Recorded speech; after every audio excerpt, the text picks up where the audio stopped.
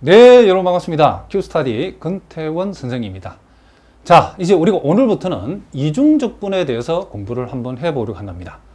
자, 우리 여태까지는 우리가 독립변수가 하나인 우리가 일변수 함수에서 우리가 적분에 대해서 우리가 공부를 했는데, 자, 이런 내용들은 우리 여러분들이 대학미적분 1이라든가 또는 고등학교 수준의 내용이었답니다.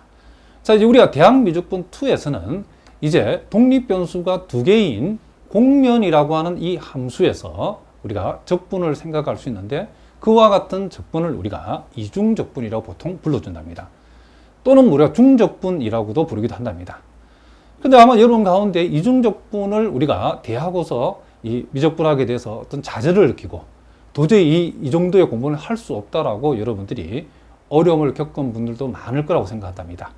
자, 그렇지만 여러분들이 선생님과 함께 이 이중적분 부분도 선생님이 강의를 꼼꼼하게 또 처음 대하는 분들이 차근차근 단계를 밟아서 이해할 수 있도록 강의를 할 테니까 여러분들이 선생님 강의를 잘 들으면 이중적분도 충분히 여러분이 이해하고 정복할 수 있도록 그렇게 강의를 한번 해보도록 하겠습니다.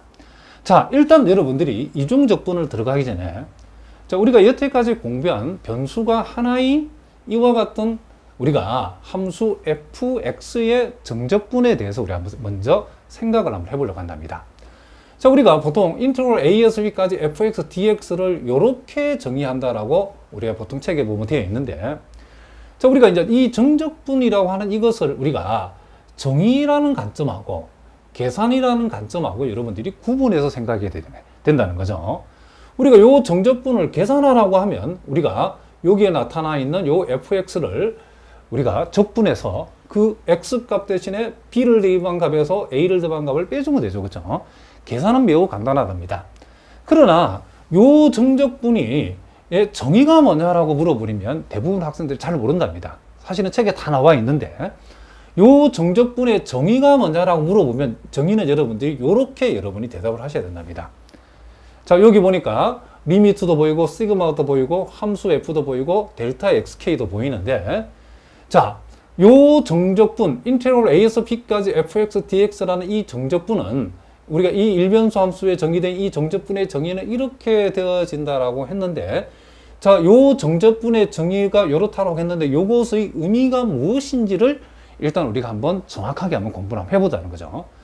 자, 그럼 우리가 여기에 함수 fx를 우리가 이제 생각할 수 있고, 또 요 fx에 자, 요 a 값, b 값을 우리가 기준에 해야 되기 때문에 x 이퀄 a에서부터 요 함수 fx x 이퀄 b까지를 우리가 구간을 우리가 정하고, 요 a와 b 사이에 구간 a, b 사이를 우리가 이렇게 토막을 냈는 거죠. 토막. 이렇게 한 토막, 두 토막 이런 식으로 해가 총 n개의 토막을 냈는데, 보통 여러분들이 고등학교 과정에서는 요 a와 b, 구간 a, b를 n개의 등분을 한다고 배웠는데, 우리가 이제 정확한 것은 이제 등분은 아니고, 등분은 특수한 경우고, 요걸 우리가 등분이 아니고 요 적당히 우리가, 그러니까 여기에서 여기까지 길이와 여기서 이런 한 토막의 길이가 그쵸 꼭 같다는 전제는 아니고 서로 다른 n개의 토막을 냈다라고 여러분 생각하시면 된답니다. 자, 무슨 말인지 알겠죠? 그렇게 했을 때 우리가 자, 요 첫 번째 토막을 내 가지고 그 다음 요 첫 번째 토막, 즉 A에서 요 첫 번째 토막의 요 점을 x1이라 했을 때 A와 x1 요 사이에 아무 점이나 한 점을 여러분 잡으시면 된답니다. 요 A를 잡아도 되고 x1을 잡아도 되고, 또는 여러분들이 A와 x1 사이에 이런 식으로 선생님 여기다 잡아놨는데 이 점을 이렇게 A와 x1 사이에 어떤 점이든 간에 하나의 점을 잡는다는 거죠. 그러면 그 점을 잡아가지고 그 점을 함수 fx에 대응을 시켰을 때 만나는 점이 있겠죠. 그렇죠? 자, 무슨 말이겠죠? 그랬을 때에 이 점에서 함수 fx에 대응해서 만나는 점까지를 뭘로 하는 세로의 길이로 하는 이런 직사각형을 우리 하나 만들 수 있겠죠. 자, 어떤 직사각형? 이런 직사각형을 우리가 하나 만들 수 있다는 거죠. 자, 무슨 말이겠죠? A와 X1 사이에 임의의 점이니까 A를 잡아도 되고 X1을 잡아도 되고 그 사이의 점을 잡아도 상관이 없답니다. 그러면 이제 이 임의의 점을 어디에 잡느냐에 따라서 요 직사각형의 세로의 길이가 살짝 달라지겠죠. 그렇죠? 어쨌든 이런 식으로 하나의 직사각형을 우리가 생각하자는 거죠. 그래 했을 때에 요 임의의 점을 편의상 우리가 x1 별표라고 붙여보겠습니다. 그리고 또 이번에 이제 두 번째 토막인 x1과 x2 사이에서도 우리가 적당히 이렇게 선생님 마음대로 잡았답니다. 이렇게 한 점을 잡아가지고 이 점을 함수 fx에 대응을 시켰을 때 만나는 점이 있겠죠. 요 점까지 길이를 뭘로 하는, 세로의 길이로 하는 직사각형을 이렇게 하나 그렸답니다. 그럼 요게 뭐가 된다? 두 번째 직사각형이 되어지겠죠. 그렇게 하고 또 우리가 i번째 토막이 이렇게 있는데, 즉 xi-1, xi 사이에 적당히 한 점을 이번에 이 점을 잡았답니다. 그리고 이 점에 대응하는 요 함수 fx상의 한 점을 잡아가지고 그것을 세로의 길이로 하는 뭘 잡았다? 이렇게 직사각형을 하나 잡아가지고 우리가 요 직사각형을 생각했을 때에 요 점은 그러면 xi 별표가 되어지겠죠. 이런 식으로 우리가 k번째 토막에서도 적당히 한 점을 잡고 대응하는 함수 fx상에 대응하는 점을 잡아서 이것을 세로의 길이로 하는 이와 같은 직사각형을 우리가 자, 요 n번째죠. 요 n번째 직사각형도 우리가 이런 식으로 생각을 했다는 거죠. 자, 무슨 말인지 아시겠죠? 자, 그렇게 우리가 했을 때에 여기에 나타나는 이와 같은 직사각형들을 우리가 다 한번 더해보자는 거죠. 자, 여기에 우리가 임의로 만들어 놓은 이와 같은 직사각형들을 우리가 몽땅 다 더했을 때에 그것을 뭐라고 하냐면 우리는 여기서 표현하면 리만 합이라고 우리가 이렇게 표현을 해준다는 거죠. 자, 무슨 말인지 아시겠죠? 그러면 우리가 첫 번째 직사각형의 넓이는 뭘까요? 자, 첫 번째 직사각형의 넓이는 요 가로의 길이를 우리가 보통 델타 x라고 표현하고 요 첫 번째 요 직사각형의 가로의 길이를 델타 x1이라고 하고 두 번째 요 직사각형의 가로의 길이를 델타 x2라고 하고 만약에 k번째 가서는 델타 xk라고 하고 n번째 마지막 번째에 요 그쵸 직사각형의 가로의 길이를 우리가 델타 xn이라고 표현한다고 했을 때에 그러면 첫 번째 요 사각형의 면적은 이 직사각형의 넓이는 가로의 길이는 델타 x1이고 세로의 길이는 x1 별표라는 이 점을 요 함수 fx에 대응했을 때 요 길이는 그 x1 별표의 함수값이죠. 그죠? 그러니까 fx1 별표가 바로 요 첫 번째 직사각형의 세로의 길이라는 걸 알 수 있죠. 그럼 요것은 뭐다? 첫 번째 직사각형의 뭐다? 넓이가 되어지고. 자, 요게 뭐라고요? 첫 번째 직사각형의 넓이가 되어지고. 그러면 두 번째 직사각형의 가로의 길이는 델타 x2가 되겠죠. 그리고 세로의 길이는 여기서 여기까지인데 이것은 x2 별표를 대입한 함수값이니까 델타 x2 f x2 별표가 되어지겠죠. 그리고 이런 식으로 쭉 가다 보면 k번째의 직사각형의 가로의 길이는 델타 xk이고 대응하는 뭐다?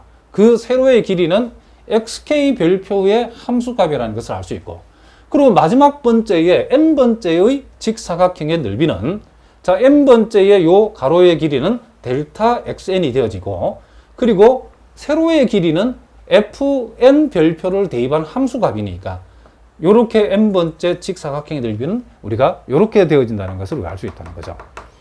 그렇게 했을 때 이와 같은 것들을 우리가 몽땅 다 시그마를 이용해서 표시해 보면 요렇게 표시되어진다는 것을 우리가 알 수 있죠. 자, 왜냐하면 델타 x1, 델타 x2, 델타 xn으로 가니까 이것은 델타 xk라고 하면 되겠죠. 그리고 xk 여기서 x1 별표, x2 별표, xk 별표, xn 별표가 바로 함수 f 안에 이렇게 움직이니까 이것을 우리가 fxk 별표라고 이렇게 표현하면 되겠죠. 이렇게 했을 때 이것을 우리는 뭐다? 리만 합이라 한다는 거죠. 그럼 리만 합의 정확한 의미는 요 함수 fx의 구간을 a에서 b까지로 잘랐을 때에 요 구간 a, b를 우리가 일단은 몇 개로 n개로 이 구간들을 적당한 크기는 우리가 정해지지 않고 우리 마음대로 n개를 분할했다는 거죠. 그러면 그 분할된 n개를 가로의 길이로 하는 우리는 직사각형을 이런 식으로 세웠을 때에 그 가로의 길이에 그쵸 요 가로에 놓여 있는 임의의 점을 한 점을 잡아가지고 그 점을 함수 fx에 대응시켰을 때 나타나는 그 함수값만큼을 세로의 길이로 하는 이와 같은 직사각형들을 n개 몽땅 다 더했을 때 그것을 뭐한다? 리만 합이라고 불러준다는 거죠. 그러면 여기서 여러분들이 우리가 요 정적분의 정의에서 요 부분이 정확하게 뭐다? 이게 바로 뭐죠? 지금 리만 합이라는 것을 우리가 알 수 있죠. 그러면 여기에다가 여러분들이 이 리만 합이라고 하는 거에다가 리미트 n이 무한대로 간다는 극한을 붙이게 되면, 그럼 이건 무슨 의미죠? 극한을 붙였다는 것은 이제 A와 B 사이에 이런 방식으로 이 직사각형들을 이제 100만 개, 1000만 개가 아니고 무한개를 만들어 버린다는 거죠. 그럼 우리가 현재 우리가 적당히 뭐 이 정도 크기로 직사각형을 만들었을 때는 실제로 요 곡선 밖으로 요런 부분들이 오차가 생기죠. 그죠? 요런 부분에 오차가 생기지만은 만약에 여러분들 우리가 여기다가 만약 이와 같은 직사각형을 100만 개 정도 A와 B 사이에 만들어 였는다라고 하면 직사각형 하나가 엄청나게 작기 때문에 이런 오차 부분이 거의 생길까 안 생길까요? 거의 생기지 않는다는 것을 알 수 있다는 거죠. 자, 무슨 말인지 아시겠죠? 그래서 우리가 여기서 여러분들이 보다시피 이 인테그럴 ASB까지 fx, dx라는 요 정적분의 우리가 정의를 요렇게 했을 때에 리만합의 극한값으로 정적분은 정의된다는 것을 우리가 알 수 있고, 그리고 요 리만합에다 극한값을 붙이게 되면 실제로 우리가 직관적으로 봤을 때는 우리가 이 곡선에 요 A와 B, 이 곡선에서 A와 B에 대응하는 요 부분의 마치 뭐처럼 보인다? 요 부분의 넓이와, 그치? 직관적으로 봐서 넓이처럼 보이죠. 물론 요 전제는 요 fx가 함수 fx가 x축 위의 범위로서 이렇게 양수라고 했을 때 얘기를 합니다. 그러니까 함수 fx를 우리가 x축 위에서 정적분을 정의를 하게 되면 이 정적분의 직관적 의미는 요 함수 fx를 x 이퀄 a, x b로 잘랐을 때의 x축 안에 갇혀있는 이 부분이 마치 뭐처럼? 넓이처럼 보이는 것이 바로 요 정적분의 정의를 우리가 직관적으로 봤을 때 그렇다는 거죠. 물론 여러분들이 요 fx가 x축 아래 부분에 생겼을 때는 이 정적분 값이 음수가 될 수 있죠. 그래서 우리가 보통 정적분을 직관적으로 이해하라고 했을 때는 마치 부호가 있는 면적이라고 생각하면 된답니다. x축 위에 있을 때는 그것이 양으로 나타나고 x축 아래에서 정적분을 생각하면 음으로 나타나다 뿐이지 부호 있는 면적이라고 이해하셔도 여러분이 크게 틀린 것은 아니라는 거죠. 자, 무슨 말 알겠죠? 그러면 이제 일단 여러분들 여기서 기억할 것은 정적분이라고 하는 것의 정의는 리만합의 극한값이다라고 생각을 하고, 일변수 함수에서 그러면 리만합의 극한값의 직관적 의미는 곡선과, 그쵸? 주어진 곡선을 이렇게 요 적분 구간만큼으로 잘랐을 때에 생기는 뭐다? 부호 있는 면적이라고 여러분들이 일단은 이해를 해 두시면 된다. 이런 얘기를 합니다. 자, 무슨 말인지 아시겠죠? 자, 이제 그럼 우리가 이제 데피니션 1에 나와 있는 이중적분에 대해서 이제 본격적으로 한번 살펴보겠습니다.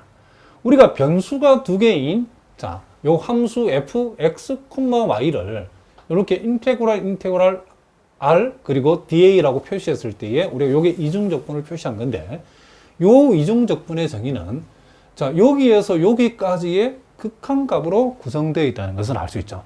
그러면 여러분들 요게 뭐냐라고 물어보면 이제 우리 이게 뭔지 알겠죠? 자, 우리가 요 의미는 우리가 살펴보겠지만 요게 바로 리만합이랍니다. 리만합. 그러니까 우리가 정적분은 리만합의 극한값으로 여러분들 우리가 구성이 되어진다는 것을 우리가 앞에서도 살펴본 것과 마찬가지로 요 이중적분에서도 우리가 요 이중적분이 정의가 뭐냐라고 하면 이중적분의 정의는 식으로 쓰면 이렇게 쓰는데 이 식의 의미가 리만합의 극한값이다라고 여러분이 생각하시면 된답니다. 그러면 이제 우리가 여기에서 여기까지 요 리만합의 극한값을 일단 우리가 직관적으로 일단 이해를, 일단 결론부터 우리가 먼저 확인해 봅시다. 이 리만합의 극한값의 직관적 의미는 뭐냐면, 자, 우리가 이렇게 공간좌표에서 XYZ로 이루어지는 공간좌표에서 이렇게 우리가 fx, y, 즉 z 이퀄 fx, y라고 하는 이런 공면을 우리가 생각했을 때에 이 공면을 이렇게 잘랐답니다. 이렇게 공면을 이렇게 잘랐는데 어떻게 잘라야 되냐면 이 잘린 부분을 XY 평면에 정사형 시켰을 때에 이와 같은 XY 평면의 정사형이 이와 같은 직사각형 R이 되도록 이렇게 잘랐다는 거죠. 무슨 말이겠죠? 그러면 요 R은 요 우리가 공면을 잘랐을 때 이 공면의 XY 평면에 내린 정사형이라고 보시면 된답니다. 그랬을 때 우리가 요 R에 대해서 요 공면을 우리가 이렇게 이중적분한다는 것을 이렇게 정의했는데 이와 같은 리만함의 극한값으로 정의했는데 요 리만함의 극한값의 직관적 의미는 요 공면을 이런 식으로 잘라서 XY 평면에 이와 같은 직사각형이 만들어진다라고 했을 때에 이 XY 평면의 직사각형과 요 잘린 공면, 이 잘린 부분하고 사이에 끼어 있는 뭐죠? 부피라고 생각하시면 된답니다. 그러니까 요 R과 요 잘린 토막난 이 공면 사이로 이루어지는 우리가 이와 같은 입체를 생각할 수 있겠죠. 요 입체의 뭐다? 일단은 여러분들이 부피라고 생각해도 틀린 말이 아니랍니다. 자, 그럼 왜 부피인지는 이제 우리가 따져볼 건데, 일단은 우리가 이 공면을 요 영역에 대해서 우리가 이중적분한다는 의미는 요 영역과 공면 사이에 뭐다? 입체의 부피를 나타낸다라고 일단 여러분이 생각을 하자는 거죠. 자, 무슨 말이겠죠? 그러면 왜 이중적분이 이렇게 정의되어졌을 때에 요 R과 이 공면 사이에 뭐다? 부피가 되어지는가를, 그쵸? 직관적으로 왜 부피가 되어지는가를 지금부터 우리가 한번 따져보자는 거죠. 그래서 일단 여러분들이 먼저 우리는 XY 평면을 생각하고 먼저 XY 평면상에 요 공면에 우리가 공면에서 정사형 시킨 요 직사각형 R을 일단 요 XY 평면에서는 이렇게 한번 그림을 그려봤답니다. 자, 요게 X축이고, 자, 요게 Y축이고, 요게 지금 요 직사각형이 우리가 여기서 봤던 요 R을 나타낸다고 보시면 된답니다. 그러면 이제 이 R을 이제 X축과 평행한 요 선, 자, 여기가 A고, 자, 여기가 B죠. 자, 볼까요? 여기서 X축 쪽으로 A에서 B까지, Y쪽으로 C에서 D까지죠. 그래서 X축을 따라서는 A에서 B까지, 그리고 이 직사각형이 Y축을 따라서는 C에서 D까지 이렇게 우리가 표시되어 있다는 거죠. 근데 여기에서도 마찬가지로 어떻게 하냐면 요 X축을 따라서 구간 요 A에서 B까지를 M 등분을 해보자. 몇 등분 했다고요? M 등분이 아니고 M개로 분할했다. 그죠?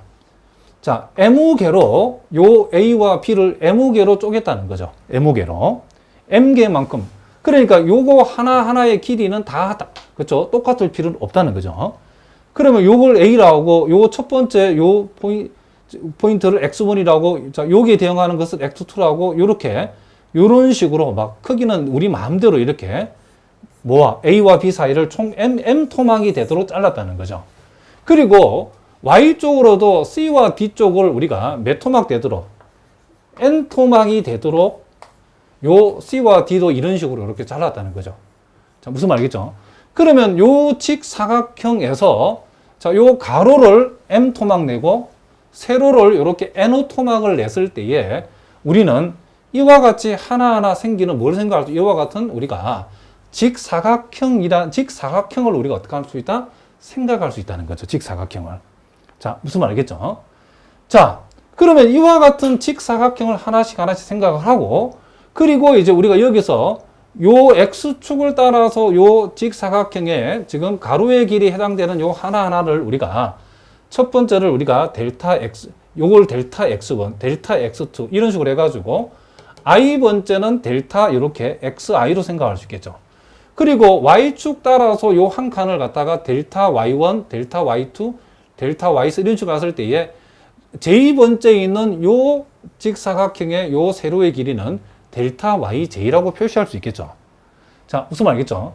그리고 이제 우리가 여러분 구분해 주기 위해서 요 만들어지는 직사각형 하나하나에 우리가 표시를 첫 번째 요 작은 직사각형을 R11이라고, 두 번째는 R21, I 번째는 RI1, 그리고 마지막 M 번째는 RM1이죠.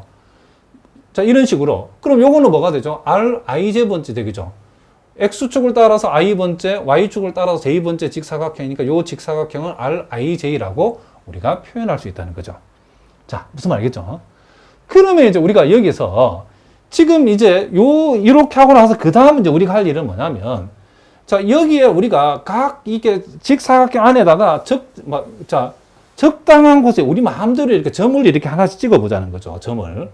자, 이런 식으로 점을 찍었을 때에 요 직사각형 내부에다가 임의의 점을 찍어 가지고 이 임의의 점을 곡면에 대응시키면 뭐가 생기죠? 자, 요 점이, 자, 대략적으로 요 점은 실제로는 한 이쯤 있겠죠, 이쯤. 요쯤 있죠. 요 점이 실제로는, 그쵸? 요게 지금 X축, Y축이니까 한 이쯤 있겠죠, 이쯤. 자, 선생님 말을 잘못했죠. 이쯤 있죠. 요쯤 있는 점을, 요 점을 잡아가지고 이 점에서, 자, 여기서 대충 잡은 이 점이 대략적으로 이쯤 있다 칩시다. 그럼 이 점을 쭉 요렇게 곡면을 올라가다 곡면과 만나는 그쵸 어떤 포인트 점이 있겠죠, 그렇죠? 그러면 이 점에서 이 곡면까지를 뭘로 하는 높이로 하는 직사각 기둥을 하나 생각할 수 있겠죠.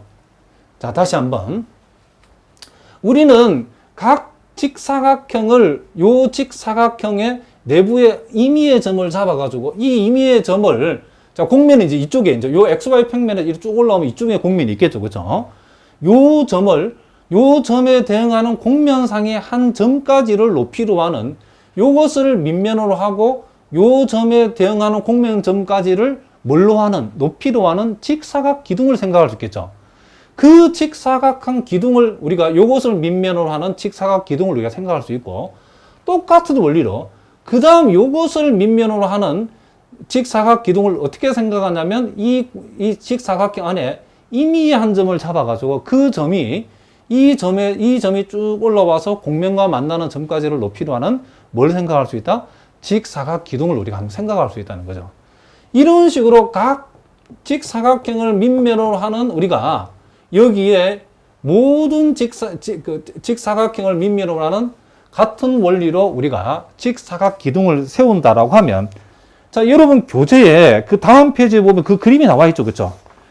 대충 보면 그 그림이 나와 있는데 그 직사각 기둥을 자, 이와 같은 요 밑면을 요와 같은 직사각형을 밑면으로 하는 직사각 기둥을 이렇게 세웠을 때에 우리가 그 직사각 기둥을 다 모아 보면 그와 같은 그림이 생긴다라고 우리가 얘기할 수 있겠죠. 자, 무슨 말 알겠죠? 그러면 그 직사각 기둥들을 다 이제 그 직사각 기둥들의 부피를 다 한번 더해보자는 거죠. 자, 무슨 말 알겠죠? 자, 그러면 여러분들이 자, 우리가 계산을 좀 더 효율적으로 하기 위해서 자, 우리가 요 직사각 기둥을 우리가 여기 우리 눈에 보이는 것은 요 직사각 기둥의 밑면의 직사각형이죠. 직사각 기둥의 부피는 밑면 곱하기 높이니까 요 RIJ 번째에 있는 요 직사각형의 요 밑면에 해당되는 요 직사각형의 우리가 무엇을 요 밑면을 우리가 편의상 델타 A IJ라 해봅시다.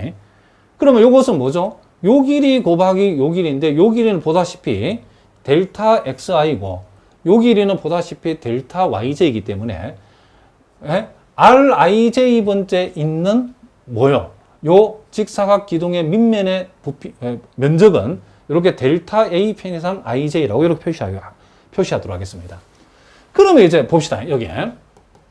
자, 그러면 우리가 J가 1일 때라는 말은 이제 여기에 자, 요 줄에 있는 요 줄에 있는 요 직사각형들을 요 줄에 있는 이 직사각형들을 밑면으로 하고 그 안에 임의의 점을 잡아가지고 곡면에 대응시킨 그 점까지 거리를 높이로 하는 무엇을 우리는 직사각 기둥의 부피를 먼저 생각해 보자는 거죠.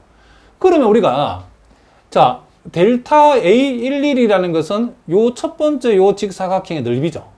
그리고 요 첫 번째 요 직사각형 안에 찍은 임의의 점을 우리가 편의상 X11 별표, Y11 별표라 해보겠습니다. 그러면 X11 별표, Y11 별표에다가 우리가 요 점에 대응하는 곡면상의 점은 F죠. 그렇죠? F를 붙이면 되죠.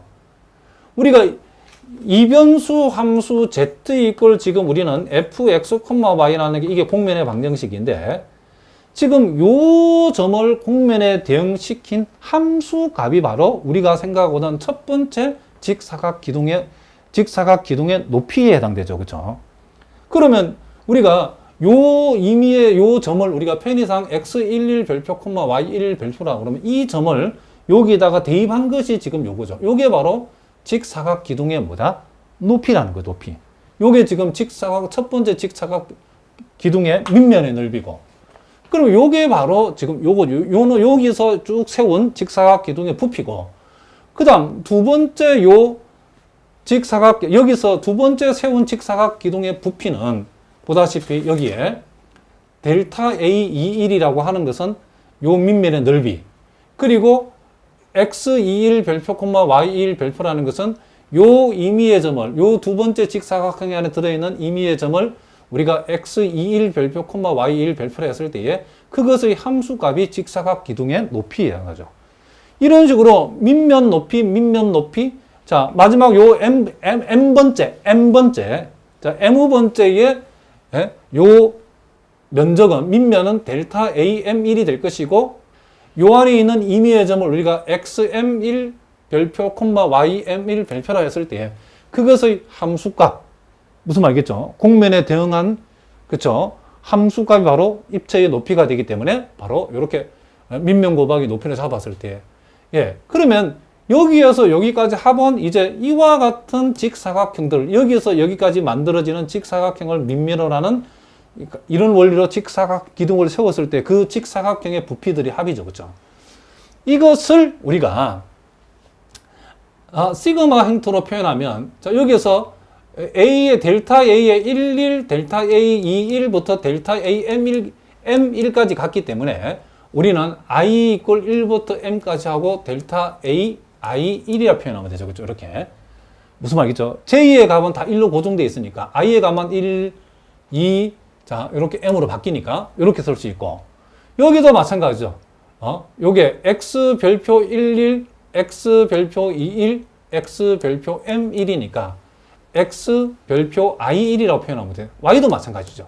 어쨌든 이와 같은 부피들의 합을 우리가 이렇게 표현한다는 거죠. 그러면 J가 1일 때라는 것은 첫 번째 줄에 있는 직사각형을 밑면으로 하고 세운 직사각 기둥들의 부피 합이 이렇다는 거죠. 그러면 두 번째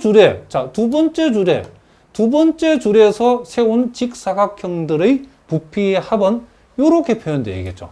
지금 여기 달라지는 것은 여기에서는 J가 지금 1로 고정되어 있는데 J가 2일 때는 요 J 값 요 1 대신에 2를 다 고정을 시키면 되겠죠. J가 3이라는 말은 세 번째에서 세운 직사각 기둥들의 부피합이죠. 그것은 이제 J를 3으로 고정됐으니까 요 J가 들어가는 요 자리에 3을 이렇게 고정시키면 된다는 거죠. 이런 식으로 이제 J가 위로 N번째, 자, N번째 줄에 있는 직사각 기둥들의 부피 합이라는 것은 요 3, 3, 3 요 자리에 이제 N을 열면 된다는 것을 우리가 알 수 있죠.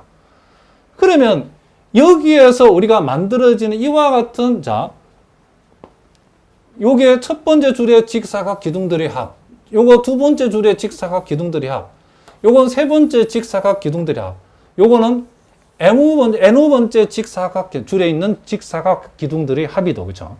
얘네들을 몽땅 다 더한다는 말은, 자, 이런 얘기죠. 지금 여기에서 우리가 요걸 쭉 더한다는 것은, 자, 여기에 요걸 우리 한번 생각해 보자는 거죠. 요렇게 생겨본 걸 더하는 건데, 요 J자리에 111, 222, 333, NNN 이걸 쭉 더하는 거죠. 그러면 111, 2, 333, NNN 자리를 JJJ라고 바꾸고 우리는 J 이퀄 1부터 N까지라는 시그마를 또 붙이면 되죠. 그러니까 요걸 몽땅 다 더하면 이렇게 되어지고, 우리가 시그마의 계산상 요 시그마 위치를 바꿔도 상관없죠. 그렇죠? 그 위치를 바꾸어서 구한 이것이 바로 우리가 지금 찾고자 하는 뭐가 된다. 이게 리만 합이라는 거죠. 그러니까 리만 합이라고 하는 것은 결국 우리가 영역 R을 이런 식으로 우리가 분할을 해가지고 우리가 임의의 점을 잡아가지고 그 점에 대응하는 그쵸? 이변수 함수의 함수값을 높이로 하는 직사각 기둥들을 몽땅 다 세워가지고 그 부피들을 몽땅 다 더한 거죠. 그러면 다시 이래 돌아가 봅시다. 방금 우리가 구한 것이 바로 요만큼이죠, 요만큼. 그쵸? 요만큼이라는 것을 우리가 알 수 있죠. 그럼 이만큼은 우리가 요 영역 아래 우리가 영역을 이렇게 분할해가지고 직사각 기둥들을 이 공면에 대해서 막 세운 거죠. 그쵸? 그러면 그것은 우리가 제일 먼저 처음에 얘기했던 요 영역 R과 이 공면 사이에 만들어진 이와 같은 입체의 부피하고는 살짝 오차가 있겠죠. 왜냐하면 여기서 직사각 기둥이 올라왔을 때 윗면이 공면이기 때문에 분명히 오차가 생긴다는 거죠. 그런데 만약에 거기에다 극한을 붙여버리면, 그러면 요 영역 안에 이런 식으로 직사각 기둥을 세울 때 이 직사각형이 임의의 점을 우리가 여기다 잡았다지만 만약에 극한을 붙여버리면 이 점이나 이 점이나 이 점이 그게 하나로 이렇게 만나버리죠. 그러니까 직사각 기둥 하나가 우리가 이 직사각의 밑면이 거의 하나의 점이 돼버리죠. 그렇죠? 무슨 말이겠죠? 왜냐하면 요 일정한 요 영역 안에 이와 같은 직사각형을 무수히 많이 만들어 버리면 무슨 말이겠죠? 무수히 많이 만들어서 이런 식으로 직사각 기둥을 촘촘하게 다 세워버리면 여기에다 이 리만합에다가 극한값을 붙였다는 것은 사실상 이 공면 부분하고 요 영역 R 부분 사이에서 이루어지는 이와 같은 입체에 우리는 부피로 봐도 직관적으로는 거의 문제가 없죠. 무슨 말인지 아시겠죠? 그래서 우리가 이중적분을 우리가 이렇게 쓰고, 우리가 이중적분을 이렇게 표현을 하고, 이중적분을 계산하는 것은 나중에 이제 우리가 테크닉의 문제니까 별도의 문제고, 이중적분을 이렇게 우리가 정의했다라고 했을 때 이 이중적분의 정의의 의미가 무엇인지가 매우 중요하다는 거죠. 대부분 학생들 잘 모른답니다. 그렇죠? 왜냐하면 대학에서 교수님들 대충 설명을 대충 하기 때문에 무슨 말이겠죠?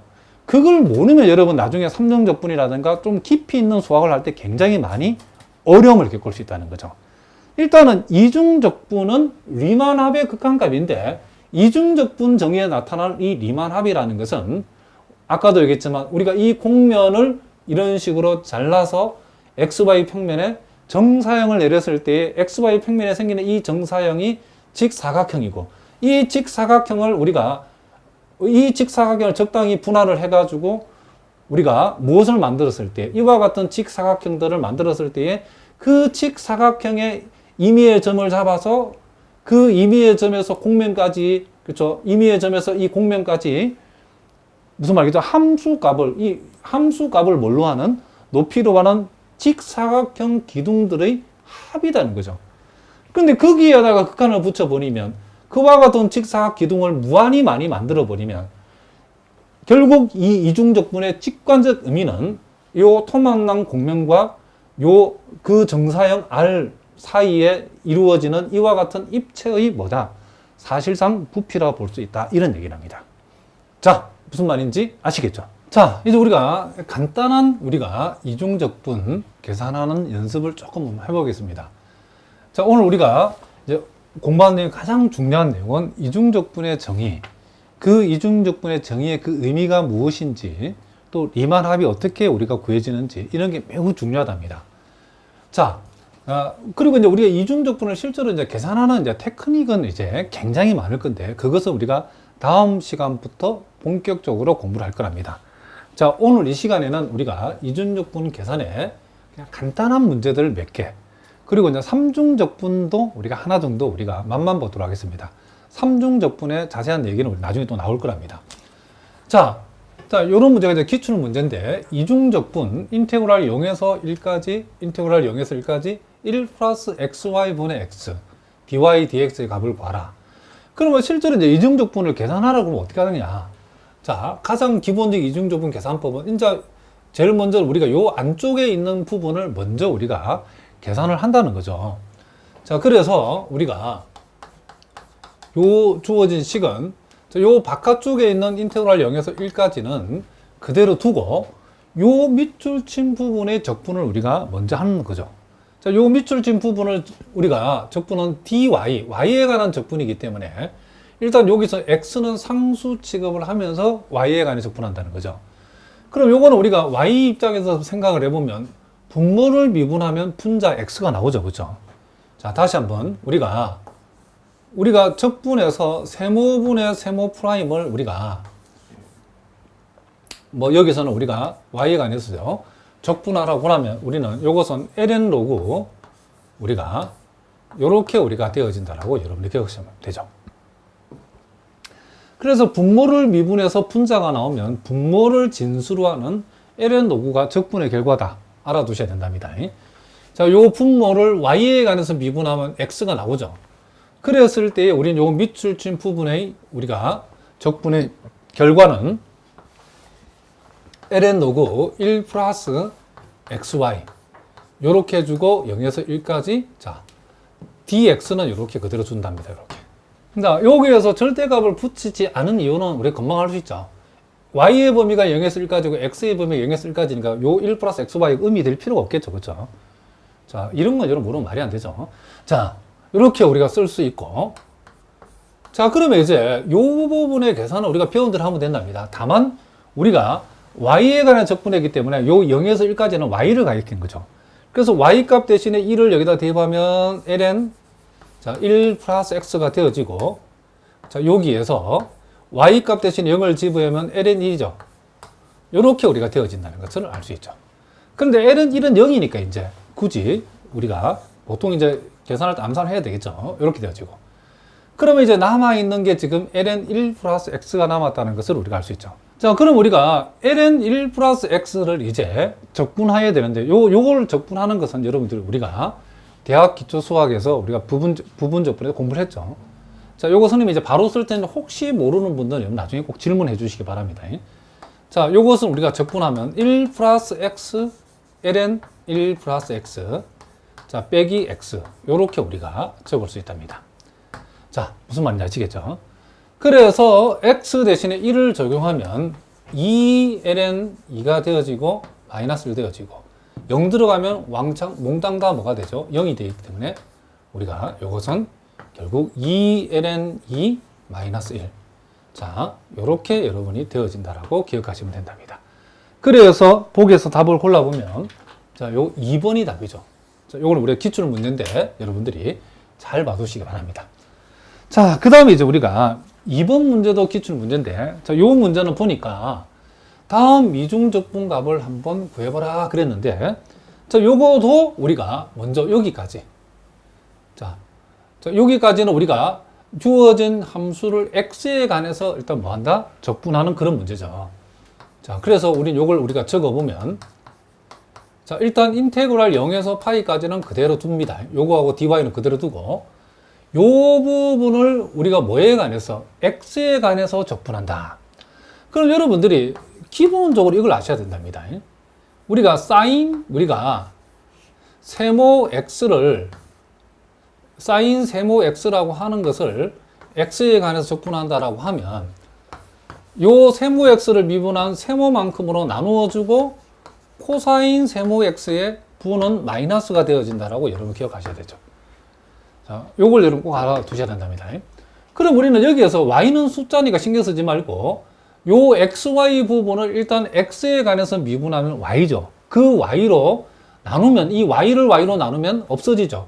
그리고 그 부호는 자 마이너스 코사인 xy 자, 이렇게 부호는 마이너스여서 코사인 xy 1에서 2까지 자 dy 이렇게 우리가 쓸 수 있다는 거죠. 자, 혹시 여러분 가운데 또 요 적분을 잘 이해 못할 분들이 선생님 자세히 설명했는데 자, 다시 한번 설명해 볼까요? sin xy를 우리가 적분하라고 하면 뭐에 대해서? x에 대해서. 그러면 요 각을 일단 x에 관해서 미분하면 그 결과 y가 나오죠. 그 y로 전체를 나누어 주고 그러니까 y를 y로 나눠버리면 y는 없어지고 sin xy는 마이너스 코사인 xy가 되어진다라고 기억하자는 거죠. 그러면 자, 요것은 자, 우리가 지금 x값 대신 2가 들어가야 되죠. x값 대신 2가 들어가면 자, 마이너스 코사인 2y죠, 2y. 자, 다시 한번 마이너스 코사인 2y죠. 그리고 x값 대신 2 들어가면 마이너스 코사인 y인데 뺐으니까 플러스 코사인 y다. 이렇게 적어야 되겠죠. 이렇게. 자, 다시 요걸 우리가 적분하면 마이너스 2분의 1에 sin 2y가 되어지고, 자, 요거는 sin y가 되어지죠. 0에서 파이까지. 자, y 대신에 파이를 대입하면 0이죠. 그리고 y 대신에 0을 대입해도 몽땅 다 0이니까 우리가 계산하고자 하는 요 이중적분의 값은 뭐가 된다? 0이 되어진다는 것을 우리가 알 수 있다. 이런 얘기를 합니다. 자, 무슨 말인지 알겠죠? 그 다음에 이제 우리가 삼중적분은 나중에 우리가 배울 거랍니다. 여기서 삼중적분도 우리가 간단한 정도니까 우리가 한번 계산하고 맛만 보도록 하겠습니다.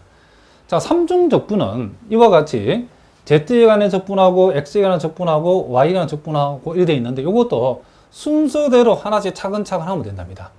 자, 요런 문제는 우리가 0에서 1까지, 0에서 Y까지는 그대로 두고, 자, 0에서 XY까지 Z를 Z에 관해서 적분하면 2분의 1 Z의 제곱 0에서 XY.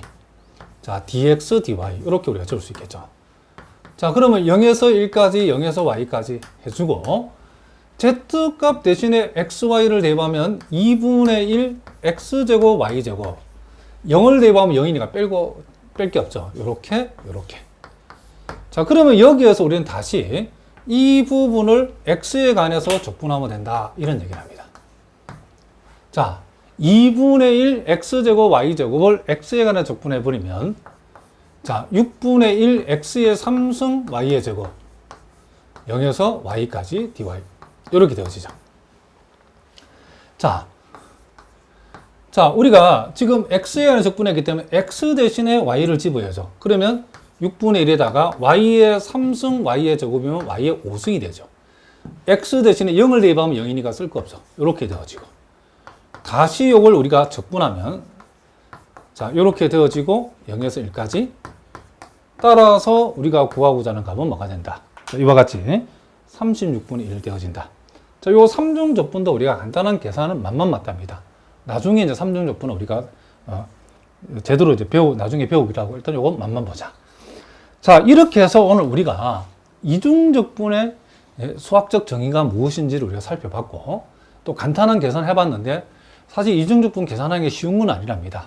이제 여러 가지 이제 테크닉이 좀 필요하는데, 이제 이중적분의 계산에 관한 얘기들은 우리가 다음 시간부터 우리가 본격적으로 하도록 하겠습니다. 자, 오늘은